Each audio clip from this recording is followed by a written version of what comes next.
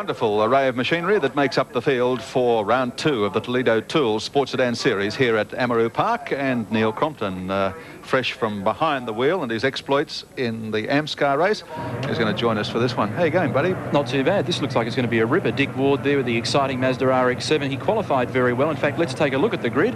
Garry Scott with pole, 49.9. What a blistering time. Dick Ward second on the front row of the grid, a 50.02. Keith Carling in the Mazda, a 50.92. Derek Van Zelm, position 4, car 4, but I'll explain some more about that car in a minute. Domenic Beninca, a 52.32. From 6, car 45, Barry Jameson, a 52.83. From 7.33, Albert Sieders, 53.12. From 8.32, Brett Eckford, 53.34. Tony Herbert was 9th in car 28, and rounding out the top 10 is Reda, Awadallah, 54.27. You didn't think I'd get it out. I went fishing there once. Just about ready for the start.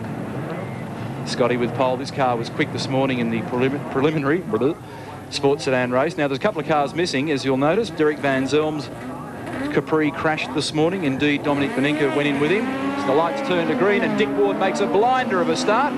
Eases across in front of Scott's Jag. One of the Tiranas pulls to the infield. That was car 53, Michael Ward.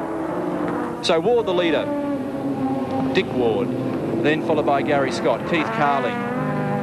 Big gap in the field, and back to Awadallah in the Commodore.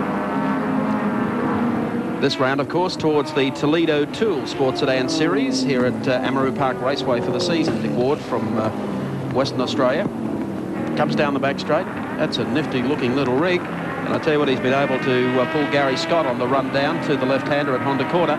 Opens that up. Keith Carling still in contention. He'll close in the last 5 or 6 laps of this race. They're pretty close, though, down to the Lake Turner. The short run to the right-hander brings them back onto the start finishing straight here at Amaroo Park. Garry Scott going through. Top 2 cars here didn't feature in the opening round of the series. In fact, this man, Keith Carling, is the series leader from Bob Jolly and Derek Van Zelm. Van Zelm, of course, not appearing in this race after an earlier mishap. One of the Alphas back in the packs, dropping a fair bit of oil on the road at the moment, which will be interesting. Carling's in the process of building a new car, which he hopes to have ready shortly. As they come out of the turn, work their way down to Honda Corner. There's Dick Ward, car number 12. Bounces off the curb, 45 years of age. He's a spring chicken. Comes from Perth. Had his first race in 1958 in an Austin 7. First in the 86-87 Malaysian Grand Prix, first in the 87 Thai Grand Prix, and first in the 87 Interstate SS Challenge. He's not first anymore here because Garry Scott has got by him. That little bump over the ripple strip was pretty costly for Ward, because while he was concentrating on keeping the car straight and getting it back on the road, Scott got underneath him as they went into the lake corner, and he's just respooling there to try and do it again. They work their way onto the back straight. Still Garry Scott. He's had a checkered career, hasn't he, in just about every form of automobile. Good to see him staying on the island. Back behind him is Ward in the colour bond entry today.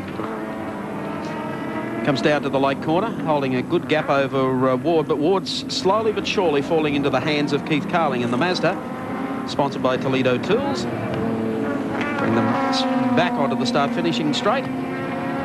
That's the order. Dick's been staying with Keith during the week. He's come away from Perth and made the long haul, and he's heading off to Lakeside next weekend. We'll see these cars again up north for the next round of the Shell Ultra Australian Touring Car Championship meeting. I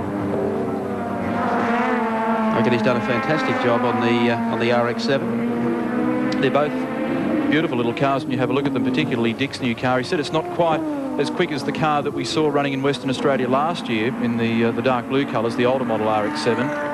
But reckons this car's got a bunch of potential when he gets it right. So I reckon Bernie Eccleston will sign him up for a pro car, at least give him another one. Down to the right-hander. There's Dick Ward.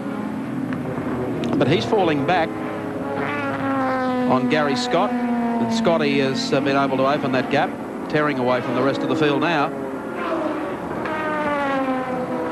It's amazing, you know, we saw the sports sedan race at, I think at Winton was one of the best I've ever seen. And you have all the top guys on paper. They ran a sprint race this morning. Whoops. And Derek Van Zelm in the Marshall Batteries entry. He went out.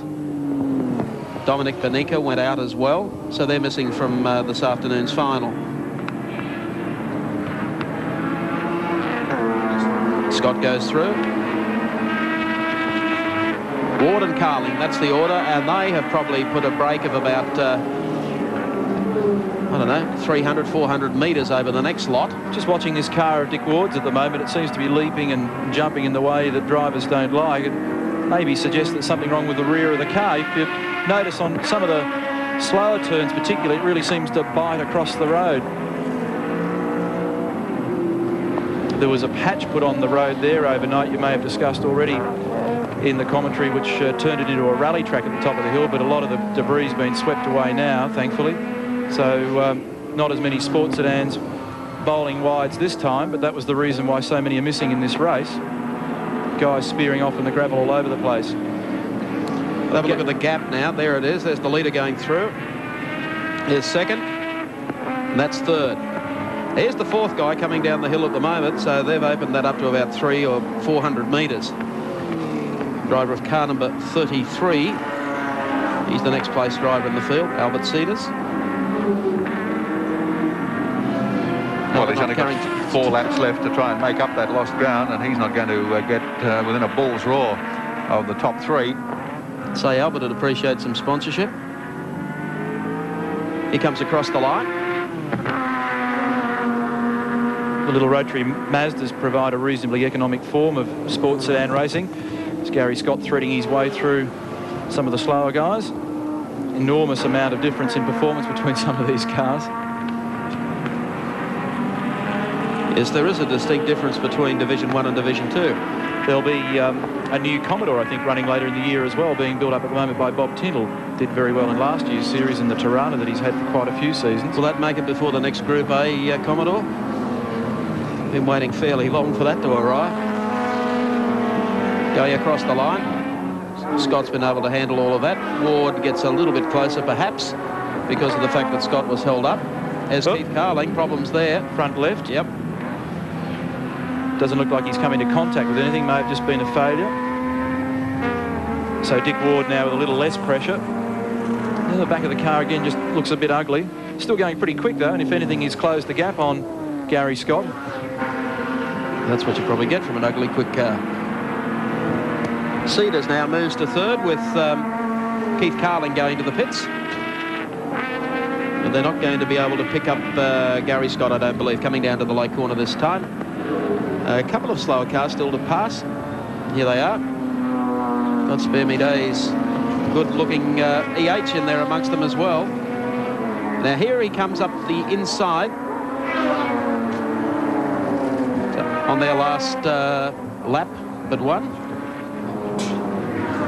There's like 2 to go. There's Garry Scott. There's Keith Carling's car. He did have a little coming together with something, Neil. Not too impressed. He's had a bit of bad luck lately. He had a fairly rough sort of an outing at Winton, you may recall, a few weeks back. Everybody did, didn't they? Yeah. Oh, the sports sedan field there were carved up. It's a shame because he's a good guy, a very good competitor, and it's a lovely little car, and I'm sure he's not too impressed about having damaged it. Well, Garry Scott's carving them up here, coming around with 1 lap to go. Dick Ward from West Australia still within striking distance, although 1 lap round Amaroo. And there's that tail of Ward's car too, getting out of shape again as he came out of the late corner, and that cost him valuable ground. Scott's just extended his brake that much further, and he's got a good safety buffer now as he comes round on his last lap in the big Jag. Car handles this tight Amaroo circuit amazingly well. Well, Scott, of course, driving himself back into form at the right time. He usually saves the best for Lakeside. And that's only a week away.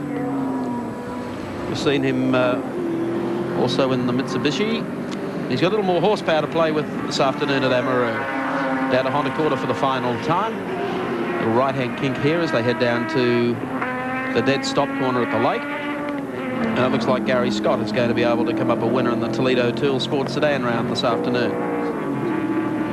Short straight, last corner comes up. And I tell you what, the Queenslanders are really doing well here today at Amaroo Park. Garry Scott, the next one across the line. He takes the Toledo Tools car, or race, I should say, in the Jag. Second spot is going to go to Dick Ward, and third to Albert Sieders in the Mazda RX-7. Let's recap Confirmation them. of placings on the Castrol scoreboard. Garry Scott the winner, Dick Ward in second, Albert Sieders third, Tony Herbert a very good fourth place, and in fifth, car 69, Reda, Awadallah. I'm very hot with the engine sitting right next to you, but the pain is worth it for the pleasure. It's a tremendously fast car, and it's very enjoyable to drive. It's a shame, I guess, that the action earlier in the day took a couple of the top contenders out of the race. That's right, Gary. Here, Amaroo always brings out the unforeseen, and unfortunately we lost a few in the first race. I still had to work hard to beat Dick Ward, and to that end I'd like to thank Colorbond, Steel People and JRA Parts and Spick and Span, who have given me the opportunity to drive this wonderful car. I guess we should also thank Wallace and Toledo Tools, because they put up the money for the series, and you're the man that's taking the prize today. Thank you. Congratulations, Gary. On behalf of Toledo Tools, I'd like to present you with your trophy. Great, thank you all. Good. Listen, just before you go away, we're headed, I think, for Lakeside. There's a sports sedan round there as well. Indeed, I'll be driving the Jaguar and my Mitsubishi Starion there, and we'll have a full day. It'll be a great day. Your favourite circuit. Indeed. Okay. Love the place. Congratulations. Thank you, Garry Scott, winner of today's round of the Toledo Tools Sports Sedan Series here at Amaroo Park.